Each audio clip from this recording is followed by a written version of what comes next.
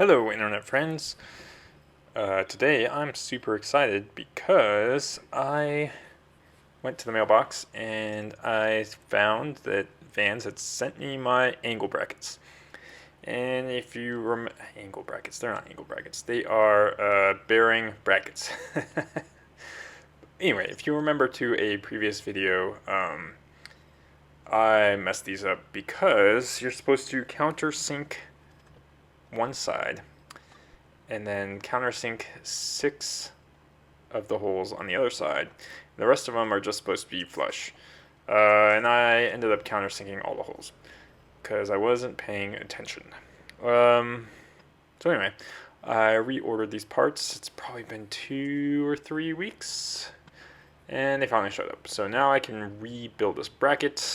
First of all, I was installing the routing angles on these 2 inboard seat ribs, which I found the squeezer didn't actually reach the aft one, and so I try a bunch of different squeezer yokes that I have, and then I realized none of them are actually going to reach back there.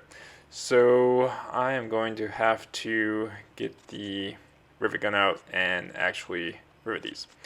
So this just goes to show how you have to get proficient at multiple different methods of doing the same thing. Now, I love the squeezer because it basically just makes a perfect rivet. And the rivet gun takes some finesse, right? Especially since I'm dumb and I have a 3X gun. You have to be really careful on that trigger because you could easily smash basically right through your part. And one of those rivets ended up a little tiny bit smashed, but you know, it'll live. It'll be okay. So anyway, like I said, multiple different methods you have to get proficient with. Even maybe if you're working on the same part, you won't. Just some places you won't be able to get the squeezer. In fact, all of the skins you won't be able to get the squeezer. So here I go working on the angle brackets. Angle brackets. Why do I keep saying angle brackets? They are the bearing brackets. And what I need to do is get the bearings out of the old ones that I messed up. So good for me keeping the drill in front of what I'm working on, so we can't see. But that was me drilling out the rivets and ripping the old ones apart. The reason why I didn't buy new bearings is because those bearings are $20 a piece, and they're perfectly good if you can rip them out of there. So I did. And the other, these little tiny pieces of aluminum, they're $6 each. So the whole, to rebuild it was like, what, $24? So not a, still kind of oops, but not a big oops. And some fancy camera angles here. I just thought I'd get a different view of what I was doing with the Scotch-Brite wheel to do this part. Now, once you get the Scotch-Brite wheel, you'll get a feel for how hard you should, push the part against there. Okay, more fancy camera angle here as I deburr these bearing brackets. I finally said the right word. And then I'm going to label these and then promptly proceed to ignore the labels. So this is the problem of doing work at night after work when you might be tired. You start ignoring the instructions.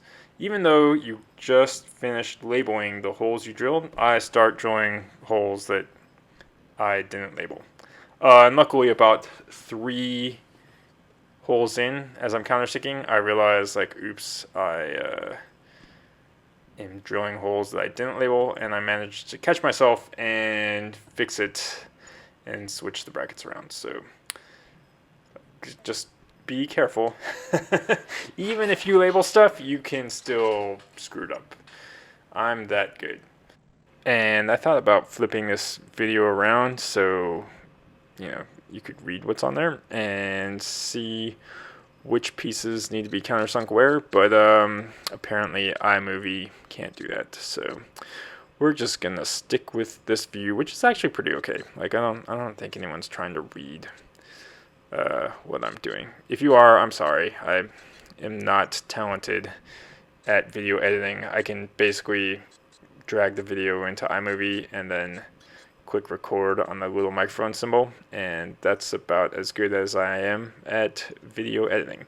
Oh, but I can write a script. I can write a script that'll paste all the videos together. I'm good at that, but I guess I could write a script that flips this, but then I'd have to cut it and figure out what the FFmpeg command is for that, and like I said, that's too much work. That's not what we're trying to do here. What I'm trying to do is show you that any idiot can build a plane, even if you almost screw up the same part. That's exactly the kind of idiot that can build an airplane. Also, I don't know if you are seeing my countersink method there. I drilled a hole in that piece of wood so the countersink guide can poke through the hole and into that hole that's in the wood. So that way, I have a support for the piece I'm drilling, and it makes it a little bit easier to countersink and stop. Alright, see y'all in the next video. Ciao.